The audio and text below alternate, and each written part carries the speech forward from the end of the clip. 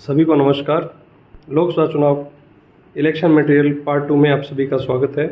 जहाँ तक हम बात कर रहे थे इन बुकलेट्स के बारे में, जैसा इस पर आपने सुना कि आपको 6 बुकलेट इलेक्शन कमीशन की तरफ से दी गई हैं, जिसमें से 4 बुकलेट सफ़ेद रंग की और 2 बुकलेट हमारे पास पीले कलर की हैं।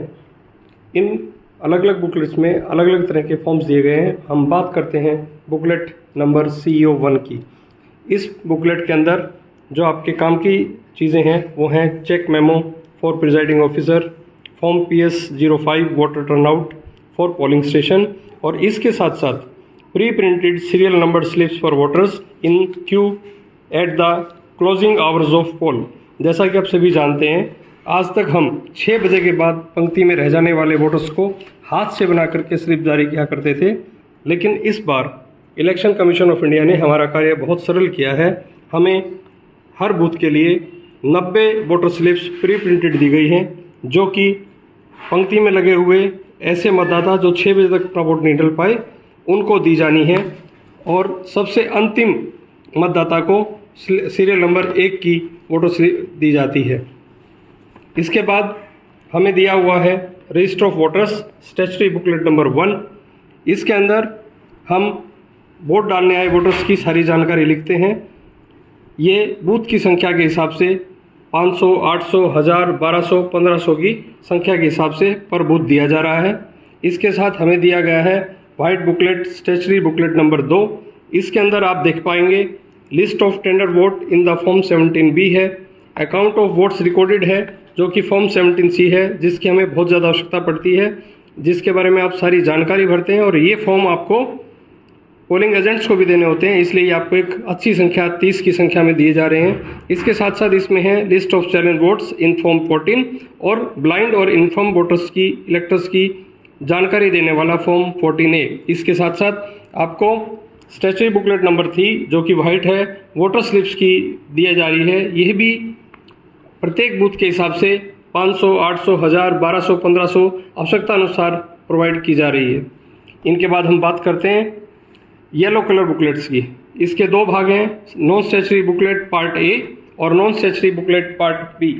पार्ट A में हमारे पास है declaration by presiding officer before the commencement of poll and at the end of poll, presiding officer diary जो कि एक महत्वपूर्ण भाग है, visit sheet, presiding officer report part 1, 2, 3, 4 and 5। यहाँ मैं आपको ये बताता चलूँ, पार्ट 1, 2, 3 आपको सामान वापस जमा कराते हुए कलेक्शन सेंटर पर जमा कराना है। अगर पार्ट 4 और 5 की आवश्यकता पड़ती है तो यह सेक्टर ऑफिसर द्वारा आपसे लिया जाएगा। इसके साथ साथ इसमें ये जो सामान आप वापस जमा करा रहे हैं इसका एक ब्रीफ रिकॉर्ड भी है जो को आप कलेक्शन सेंटर पर जमा कराना होगा, इसकी एक प्रति आपको भी दी जाएगी। इसके बाद हम बात करते हैं non statutory booklet part B जो कि येलो कलर में है, जिसके अंदर आपको 9 तरह के फॉर्म दिए जा रहे हैं।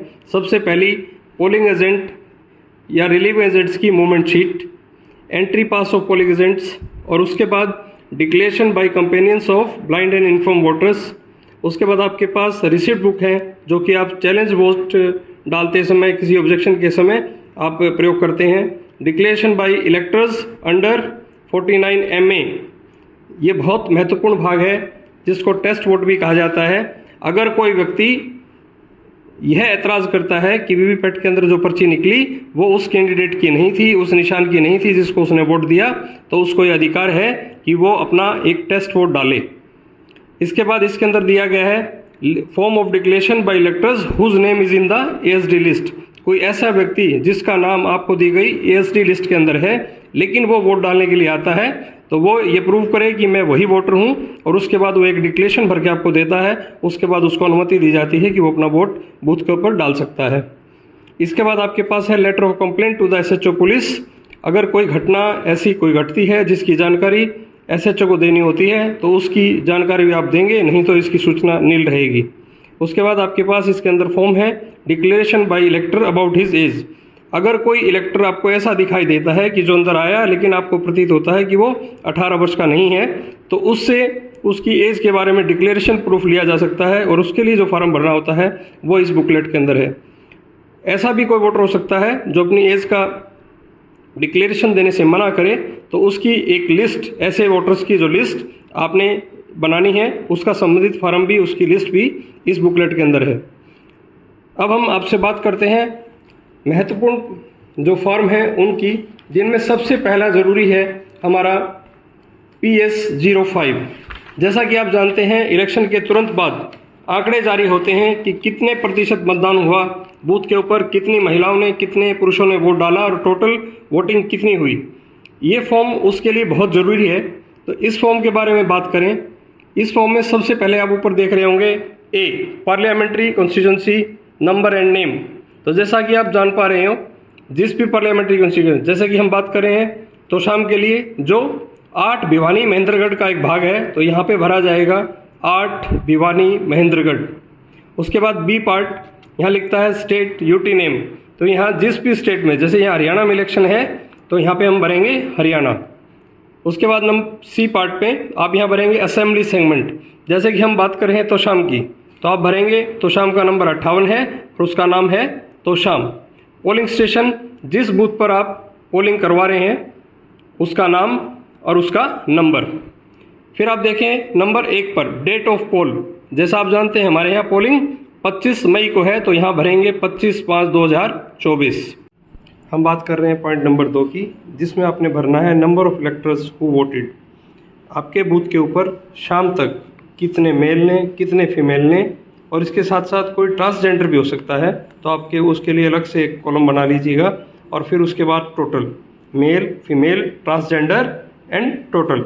ये संख्या, इस बात का आप ध्यान रखें कि आपकी प्रिजाइडिंग ऑफिसर डायरी के 11 नंबर पॉइंट के अंदर आपने जो संख्या दी है वो संख्या और ये संख्या आपस में मैच करनी चाहिए।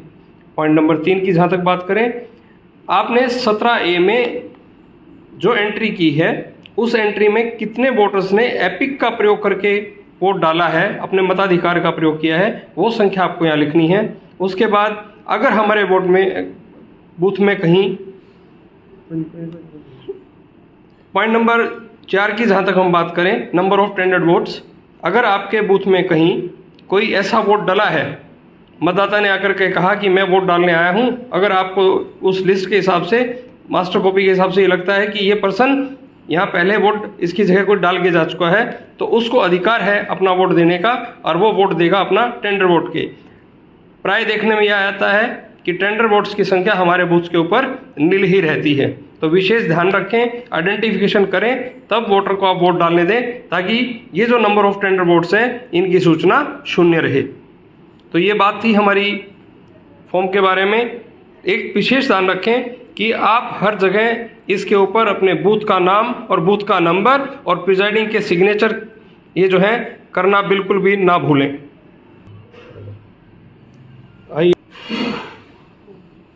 आइए अब हम बात करते हैं form 17A register of voters की। रजिस्टर ऑफ वोटर्स एक महत्वपूर्ण रजिस्टर है जो कि स्क्रूटनी के लिए प्रयोग किया जाता है और ऑब्जर्वर द्वारा चेक भी किया जा सकता है। इसके अंदर हम बात करते हैं तो इस बार एक प्रावधान है कि मॉक पोल कराने के बाद प्रिजाइडिंग ऑफिसर इस रजिस्टर के अंदर एंट्री करेगा। हम सबसे पहले मॉक पोल के बाद का जो रिजल्ट है उसको क्लियर करेंगे, जिससे हमारा ईवीएम के अंदर जो रिकॉर्ड है वो जीरो दिखाई देगा, यानी कि उसके अंदर अब कुल जो वोट हैं वो 0 हैं और हमें नए सिरे से 1 नंबर वोट से वोटिंग करानी है। तो इस बार ये प्रावधान किया गया है कि आप 17A के अंदर सबसे पहले लिखेंगे total in the control unit is checked and found to be 0। ये इस चीज़ के लिए किया गया है कि कई बार कुछ प्रिजाइडिंग गलती से मॉक पोल का जो डाटा है वो मशीन में से क्लियर नहीं करते थे। जब ये ऐसा वो लिखेंगे तो उससे पहले ये ध्यान में रहेगा कि हमें कंट्रोल यूनिट का जो डाटा है उसको क्लियर करके उसको 0 करना है। अब हम बात करते हैं 17A की और एंट्रीज के बारे में। सबसे पहले आप देख रहे हैं सीरियल नंबर 1 है, उसके बाद serial number of इलेक्टर in the electoral role. यहाँ पर आपने उसकी जो मतदाता सूची है उसके अंदर कौन से नंबर पे उसका नाम दर्ज है उसकी एंट्री आपने यहाँ करनी है। उसके बाद अगले कॉलम नंबर 3 के अंदर आपने लिखना है कि मतदाता ने अपना वोट डालते हुए किस पहचान पत्र का प्रयोग किया। अगर उसने अपने एपिक का प्रयोग किया है, वोटर पहचान पत्र का प्रयोग किया है, तो वहाँ पे आप एंट्री कर देंगे ईपी। इतना ही सफिशिएंट रहेगा यह जानकारी देने के लिए उसने अपने एपिक का प्रयोग किया है। इसके बाद अगले कॉलम के अंदर आप उस वोटर का सिग्नेचर करवाएंगे या उनका अंगूठे का निशान जैसा भी स्थिति में उचित रहेगा वो आप लगवाएंगे।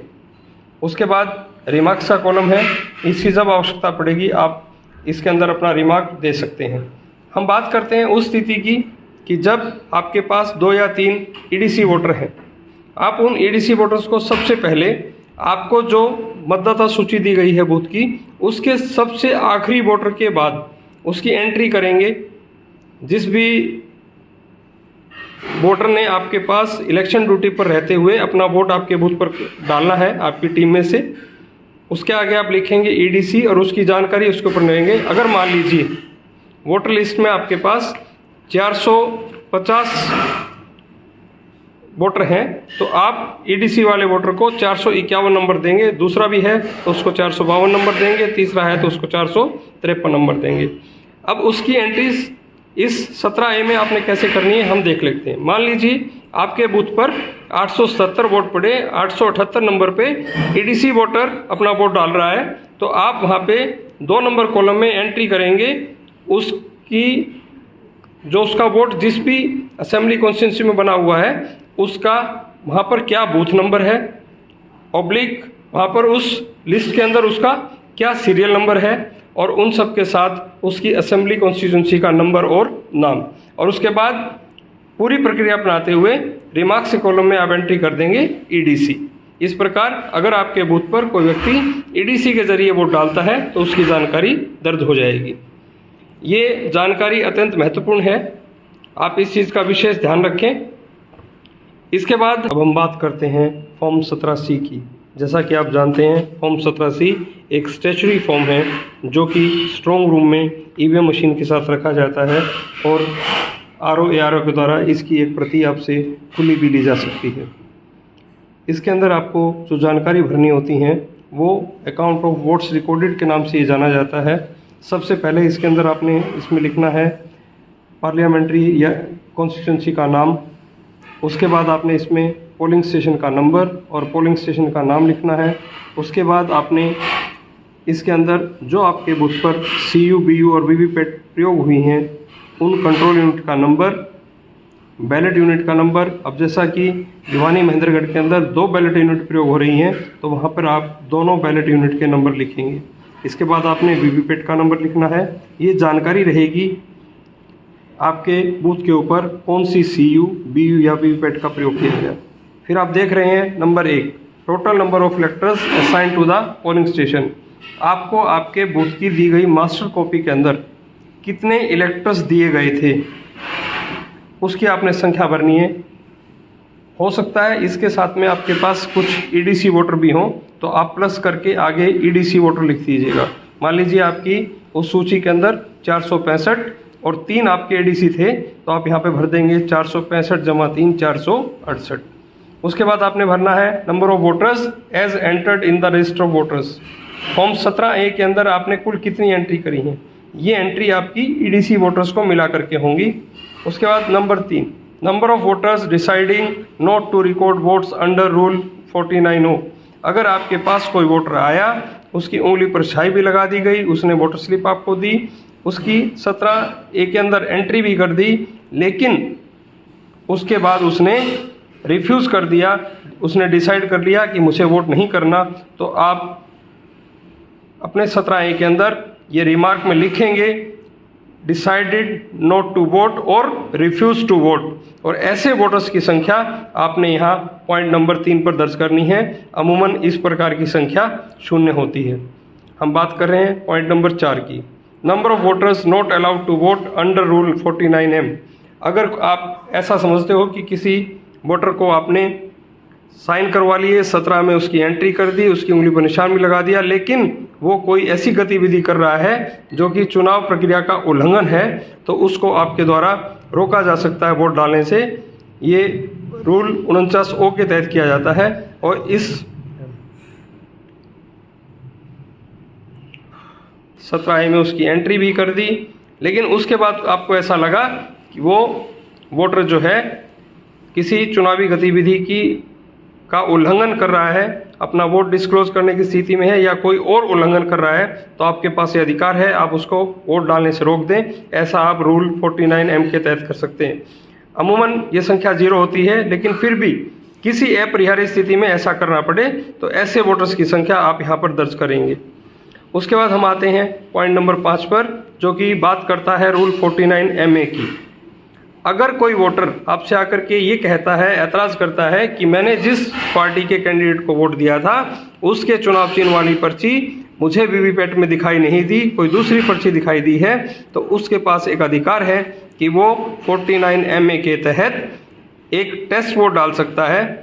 वैसे क्योंकि हमारी प्रक्रिया जो है वो ठीक प्रकार है, इसमें इस प्रकार की कोई गुंजाइश नहीं है, लेकिन फिर भी अब अगर कभी ऐसी अपरिहार्य स्थिति उत्पन्न हो जाती है तो इस प्रकार के जो वोटर्स हैं उनकी संख्या आप यहाँ दर्ज करेंगे और उसका 17A के अंदर क्या नंबर है उस टेस्ट वोट का वो आप नंबर नोट करेंगे और बी भाग में आप जानकारी भरेंगे कि वो वोट किस कैंडिडेट को गया था, किसके खाते में वोट पड़ा है।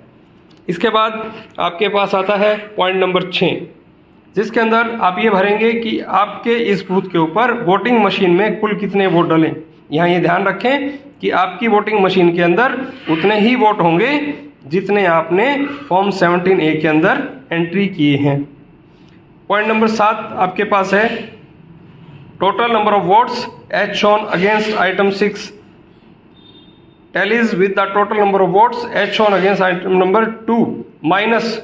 अब क्या होता है, मान लीजिए आपके पास 17A के अंदर आपने 620 एंट्री कर दी, जो कि आप कॉलम नंबर 2 के अंदर दिखाई दे रही हैं, लेकिन किसी व्यक्ति ने 49O के तहत अपना वोट नहीं डाला या किसी को अपने वोट डालने से मना कर दिया, तो ऐसे व्यक्तियों की संख्या घटा करके जितने वोट मशीन के अंदर रिकॉर्ड हुए हैं वो आप पॉइंट नंबर 7 के अंदर भरेंगे। उसके बाद 8 नंबर है number of voters to whom tendered ballot papers were issued under rule 49P। अगर कोई व्यक्ति अपना वोट डालने के आता है और आपकी वर्किंग कॉपी से ये पता लगता है कि ये वोट तो पहले ही ढल चुका, वैसे अगर आप पूरी सावधानी रखेंगे तो इस प्रकार की गुंजाइश ना के बराबर होती है और ये स्थिति ना ही आए तो बहुत अच्छा है, लेकिन फिर भी अगर कोई ऐसी स्थिति उत्पन्न होती है तो उस व्यक्ति को वोट कास्ट करने के लिए एक टेंडर्ड बैलेट पेपर दिया जाएगा और उस टेंडर्ड बैलेट पेपर के ऊपर एरो क्रॉस मार्क की सहायता से वो व्यक्ति नॉर्मल बैलेट पेपर की तरह से वोट डालेगा और उसको आप संबंधित फार्म के ऊपर दर्ज करेंगे और उसको संबंधित फॉर्मेट के अंदर जमा करवाएंगे। विशेष ध्यान रखें इस तरह की गलती ना हो और इस तरह की कोई नौबत ना आए कि हमें कोई टेंडर बैलेट पेपर डलवाना पड़े।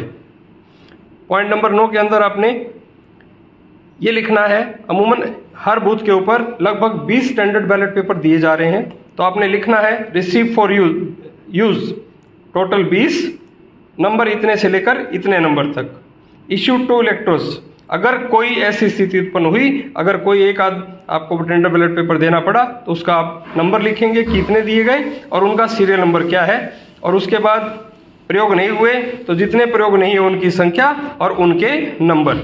इसके बाद बात आती है पॉइंट नंबर 10 की, अकाउंट ऑफ पेपर सील्स। आपको पता है कि कंट्रोल यूनिट को सील करने के लिए रिजल्ट सेक्शन पर हम एक ग्रीन कलर की पेपर सील लगाते हैं जिसके ऊपर अब की बार AB मार्क भी दिए गए हैं। तो यहाँ पर आपको कितनी पेपर सील दी गई वो आपने पॉइंट नंबर 1 में भरना है, उसमें से कितनी पेपर सील आपने प्रयोग करी उनके सीरियल नंबर भी भरने हैं, उसके बाद कौन सी पेपर सील आपने प्रयोग नहीं करी उसका नंबर भरना है और उसको आपने अनयूज पेपर सील के लिफाफे में डाल के जमा कराना है। इसके बाद अगर कोई पेपर सील ऐसी है कटी फटी पाई गई जिसको आपने प्रयोग नहीं किया तो उसका नंबर आपने डैमेज पेपर सील के अंदर लिखना है कॉलम नंबर पॉइंट नंबर 4 में, और यहाँ लिखना है कि कितनी सील खराब पाई गई और वो जो सील खराब पाई गई उसका नंबर क्या था, ये भी आपने अनयूज पेपर सील के लिफाफे के अंदर साथ डाल करके वापस रिटर्न करनी है। एक चीज़ का विशेष ध्यान रखें कि हम ये फॉर्म समय से भरें, क्लोज करने से पहले सभी पोलिंग एजेंट्स के साइन इसके ऊपर क्लोज कराते समय सभी के साइन जो वहाँ पे प्रेजेंट हैं, 2 हैं, 3 हैं, 5 हैं, उन सब के आप साइन करवा लें। नीचे अपनी तारीख, समय, स्थान डाल करके और प्रिजाइडिंग ऑफिसर के साइन करते हुए पोलिंग स्टेशन का नंबर लिखना ना भूलें। आइए अब हम बात करते हैं सबसे महत्वपूर्ण फॉर्म, प्रिजाइडिंग ऑफिसर डायरी, जिसके अंदर बूथ से जुड़ी हुई मशीन, पेपर स्लिप्स, वोटर्स, सभी प्रकार की जानकारियां अंकित की जाती हैं। ये फॉर्म आपको प्रिजाइडिंग ऑफिसर डायरी जो है वो 9 स्टेशनरी बुकलेट पार्ट ए जो कि पीले रंग में है उसमें उपलब्ध होगा, जहां आप देख रहे हैं presiding officer diary chapter 32 para 32.1.1। हम बात करते हैं इसको भरने की। सबसे पहला point, name of constituency.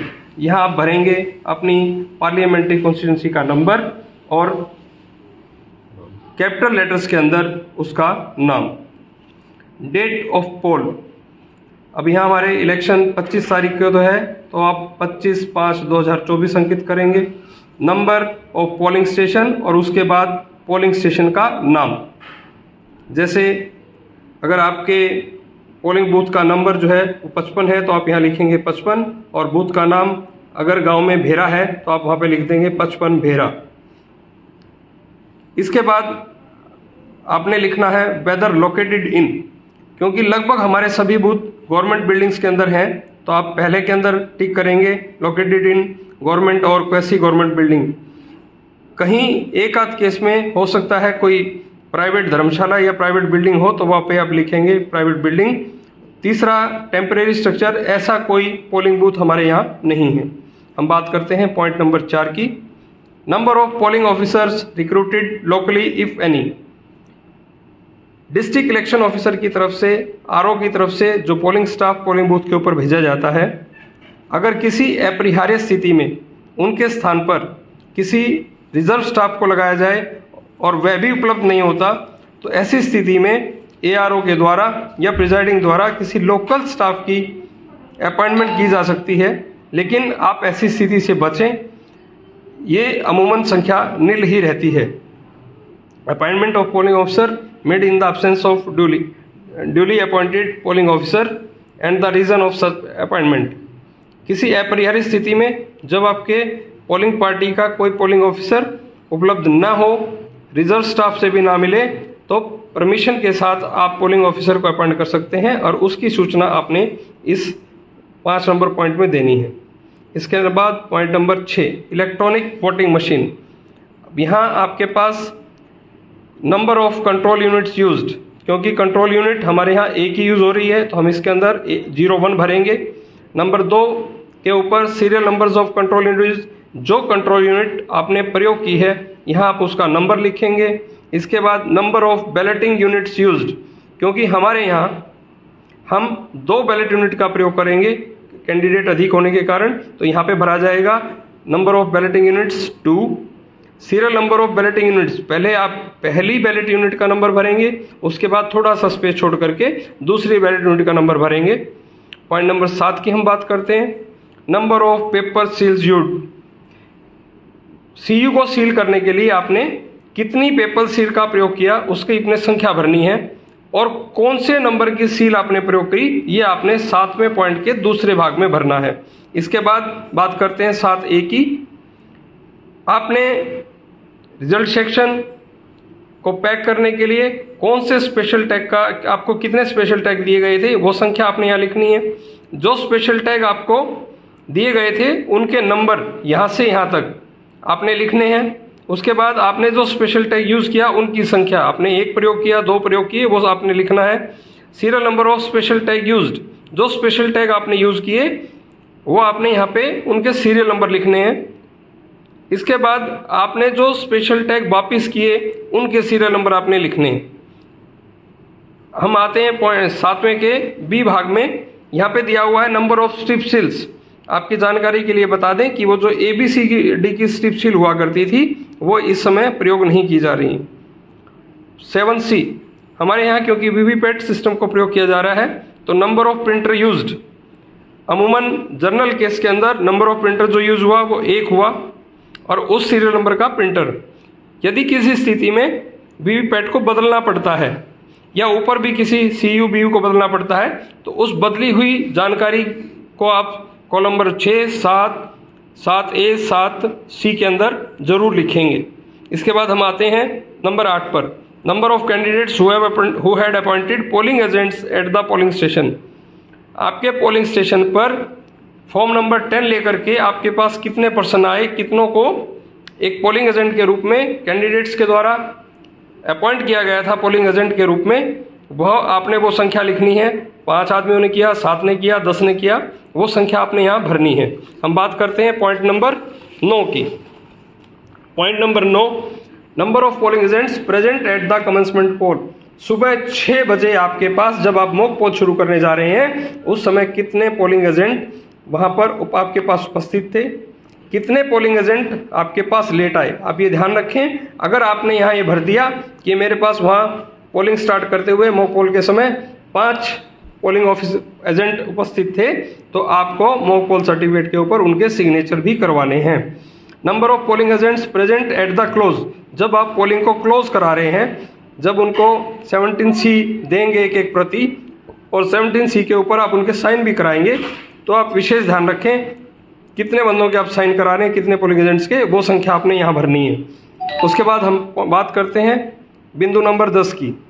Total number of voters assign to the polling station. यहाँ आपकी वोटर लिस्ट प्लस EDC के अंदर आपने कितने वोट डलवाए उनको जोड़ करके आपने यहाँ एंट्री करनी है। मान लीजिए आपके पोलिंग स्टेशन के अंदर 475 वोटर लिस्ट के अंदर है और 3 EDC की आपने एंट्री उस लिस्ट के अंदर कर दी तो आपके पास हो गया 475 जमा 3 478। Number of electors allowed to vote according to the marked copy of the electoral roll. मान लीजिए आपके पास उस इलेक्टोरल रोल में से 408 वोट पड़े और 3 आपके DC हैं तो आपका यहाँ हो गया 408 जमा 3 411। Number of electors as entered in the list of voters. तो यहाँ आपके वो 411 होंगे क्योंकि बिना एंट्री के हम किसी का वोट डलवाते नहीं है। Number of votes recorded as per the voting machine. यहाँ भी आपका आंकड़ा वही 411 रहेगा। Number of voters deciding not to record vote if any. ऐसी संभावना ना के बराबर है, लेकिन फिर भी अगर कोई ऐसी स्थिति आती है तो आप यहाँ पे भरेंगे 1 है 2 है जो भी है।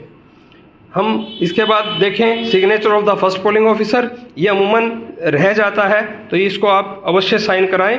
दोनों पोलिंग ऑफिसर्स के जो सिग्नेचर हैं वो यहाँ होने चाहिए। उसके बाद हम बात करते हैं 11 नंबर की।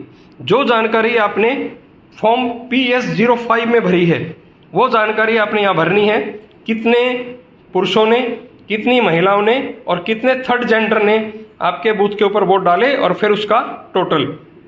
हम बात करते हैं पॉइंट नंबर 12 की, चैलेंज वोट। कितने वोट्स को पोलिंग एजेंट्स ने चैलेंज किया था, उसमें से आपने कितनों को अलाउ किया, कितने आपके द्वारा रिजेक्ट किए गए और उनके लिए जो 2 रुपये पर चैलेंज राशि जमा कराई जाती है वो कितनी राशि जब्त की गई, इसकी सूचना आपने यहाँ पे भरनी है। उसके बाद पॉइंट नंबर 13 है number of persons who have voted on production of EDC election duty certificate. जो आपने ऊपर एंट्री की है अपनी वोटर लिस्ट के बिल्कुल लास्ट में, वो संख्या जिन्होंने आपके यहाँ वोट डाला है EDC की सर्टिफिकेट देने के बाद, उनकी जानकारी आप यहाँ पर भरेंगे। उसके बाद 13 है number of overseas voters who voted. ये आपके पास जो संख्या है वो नील रहेगी। Number 14 number of voters electors who voted with the help of companions. ये आपके पास जो ब्लाइंड हैं, अशक्त जो मतदाता हैं, उनके साथ में अगर कोई कंपेनियन आया है उसकी जानकारी फॉर्म 1414A में भर करके वो संख्या आप यहाँ भरेंगे। Number of voters cast through proxy, ये हमारे यहाँ ऐसा कुछ नहीं है। नंबर ऑफ टेंडर वोट, अगर आपके यहाँ बूथ के ऊपर ऐसी कोई स्थिति उत्पन्न हुई है कि आपने कोई टेंडर वोट जारी किया है तो ऐसे कितने वोट आपने टेंडर वोट से डलवाए हैं उसकी जानकारी आपने पॉइंट नंबर 16 में देनी है। Number of electors from whom declaration as to their age obtained. अगर आपको कोई ऐसा वोटर प्रतीत होता है जिसकी एज आपको कम लगी और आपने उससे उसकी एज का डिक्लेरेशन मांगा कितने लोगों ने एज का डिक्लेरेशन दिया उसकी संख्या आपने भरनी है, और उनकी भी संख्या भरनी है जिन्होंने अपनी एज का प्रूफ देने से, डिक्लेरेशन देने से मना कर दिया। अब हम बात करते हैं बिंदु नंबर 18 की। ये अत्यंत महत्वपूर्ण बिंदु है।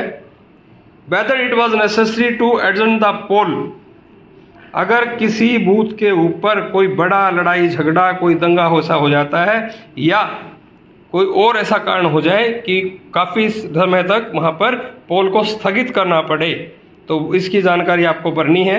बाकी हमारा आश्वासन यही रहता है कि हम मतदान की प्रक्रिया को शांतिपूर्ण ढंग से अपनाएं और इस तरह की जानकारी जो है हमें ना भरनी पड़े। हम बात करते हैं पॉइंट नंबर 19 की। आपके पास सेक्टर ऑफिसर या अन्य ऑफिसर जो हैं वो आते हैं और समय समय पर आपसे जानकारी मांगी जाती है कि इस समय से लेकर इतने समय तक कितने वोट भरे, तो ये जानकारी आपने भरनी है फ्रॉम 7 से 9 प्रत्येक 2 घंटे के अंदर। यह मैं आपको बताता चलूँ कि क्योंकि हमारा पोलिंग का टाइम 6 बजे तक है, तो इसके बाद आप एक रो और बना लेंगे जिसमें लिखेंगे फ्रॉम 5 PM टू 6 PM।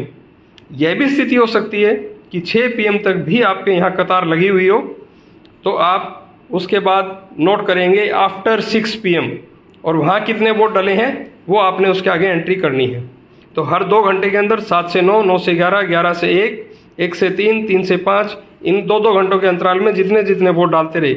एक चीज़ मैं आपसे निवेदन करना चाहूँगा, कई बार कुछ प्रिजाइडिंग ऑफिसर्स इसके अंदर क्यूमुलेटिव वोट्स भर देते हैं, तो यहाँ आपसे अनुरोध है कि उस 2 घंटे के दौरान 7 से 9 बजे तक मेल फीमेल टोटल, 9 से 11 तक, 11 से 1 बजे तक, 1 से 3 बजे तक कितने वोट उस 2 घंटे के दौरान पड़े हैं, और लास्ट में 5 से 6 बजे तक, और 6 बजे के बाद यदि कोई है तो वो जानकारी आपको इसमें भरनी है। बात करते हैं हम 20 नंबर पॉइंट की। जो वोटर 6 बजे के बाद लाइन में लगे हुए हैं और उनको आपने स्लिप्स इशू करी हैं, उनकी संख्या आपने यहाँ भरनी है। और उसके बाद बी पॉइंट में आपने ये भरना है, जब आपका आखिरी वोट आपके बूथ पर पड़ा, अगर कोई लाइन में लगा हुआ था उसका वोट जब लास्ट चलता है तो वो आपने टाइम यहाँ पे भरना है कि कितने बजे आपके यहाँ एक्चुअल में पोलिंग बंद हुई। पॉइंट नंबर 21, आपके अगर चुनाव प्रक्रिया के अंदर कोई ऑफेंस हुआ है, किसी ने उसकी अवहेलना की है, ठीक है। पॉइंट नंबर 22 में अगर कहीं पोल के अंदर कोई दंगा फसाद हुआ है, कोई झगड़ा हुआ है, बूथ कैप्चरिंग हुई है, तो ऐसी ये सारी स्थितियां हमारी, हम ये मान के चलते हैं कि हमारे यहाँ उत्पन्न नहीं होंगी, मतदान शांतिपूर्ण होगा। तो आपकी 21, 22 और 23 ये जो आपकी सूचना है ये नील रहेंगी, लेकिन फिर भी अगर कोई ऐसी अपरिहार्य घटना घटती है तो आप उसकी जानकारी इन पॉइंट्स के अंदर देना सुनिश्चित करें।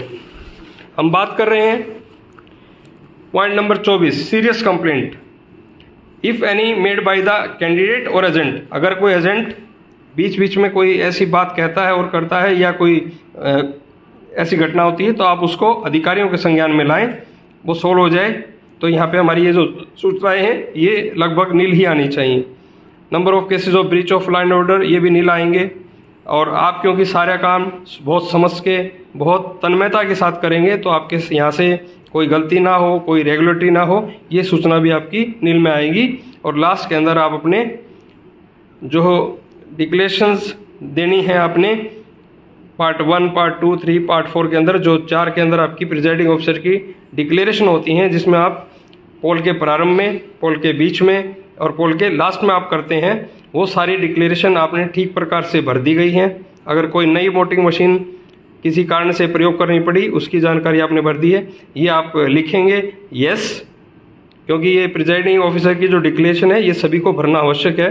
उसके बाद आप उसके अंदर बूथ का जो गांव का नाम है वो भरेंगे। उसके बाद 25/5/2024 जब आपका इलेक्शन है वो भरेंगे। और लास्ट के अंदर आपने अपने सिग्नेचर, उसके नीचे बूथ का जो नंबर डालते हुए और अपने मोबाइल नंबर डालते हुए ये रिपोर्ट जो है अपने कलेक्शन सेंटर के ऊपर जमा करा देनी है।